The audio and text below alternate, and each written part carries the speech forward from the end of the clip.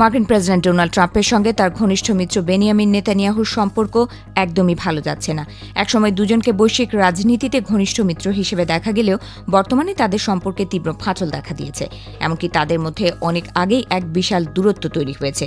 শুধু তাই নয়, মার্কিন প্রেসিডেন্ট হিসেবে দ্বিতীয় মেয়াদে ক্ষমতা নিয়ে বিভিন্ন ফোনালাপে নেতানিয়াহুকে অত্যন্ত কঠোর ভাষায় অপমানও করেছেন ট্রাম্প। সম্প্রতি সামনে আসা বিভিন্ন তথ্য ও প্রতিবেদন থেকে বিষয়টি পুরোপুরি স্পষ্ট হয়ে উঠেছে।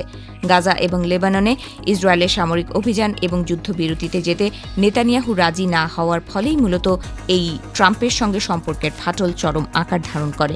বিশেষ করে 2025 সালের সেপ্টেম্বর মাসে জাতিসংঘ সাধারণ পরিষদের অধিবেশন চলাকালে এক ফোনালাপে নেতানিয়াহুকে রীতিমতো তুলোধুনো করেন ট্রাম্প। গাজার যুদ্ধবিরতি মেনে নিতে আহ্বান জানিয়ে নেতানিয়াহুকে খোঁচা দিয়ে বলেন, যুদ্ধবিরতি মেনে নাও, কারণ ইহুদিরাও তোমার উপর বিরক্ত।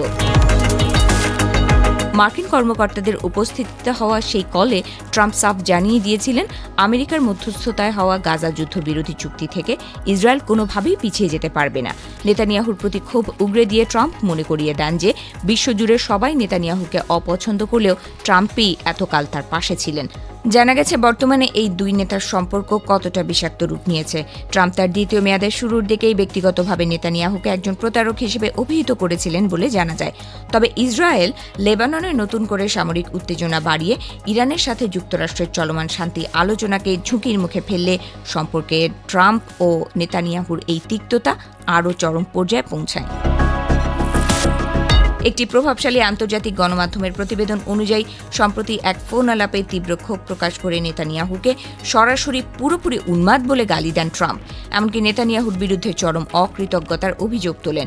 ট্রাম্প এতটাই ক্ষিপ্ত ছিলেন যে তিনি নেতানিয়াহুকে মনে করিয়ে দেন, ট্রাম্পের সমর্থন না থাকলে নেতানিয়াহুকে হয়তো এতদিনে দুর্নীতির মামলায় জেলেই কাটাতে হতো।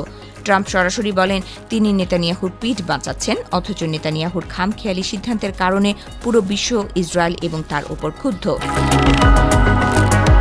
তবে প্রকাশ্যে এই দুই নেতার সম্পর্কের সংকটের বিষয়টি আড়াল করার চেষ্টা করছেন। ট্রাম্প পরে সাংবাদিকদের বলেন, নেতানিয়াহুর সঙ্গে তার সম্পর্ক এখনও ভালো। অন্যদিকে নেতানিয়াহুও দাবি করেন তাদের মধ্যে কেবল কিছু কৌশলগত মতপার্থক্য রয়েছে।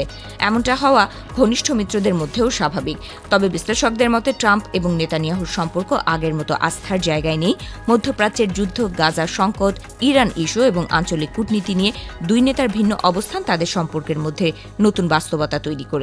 ফলে ওয়াশিংটন ও তেল আবিবের ঘনিষ্ঠতা অটুট থাকলেও ট্রাম্প নেতানিয়াহুর ব্যক্তিগত সম্পর্ক এখন আর আগের মতো মসৃণ নয়।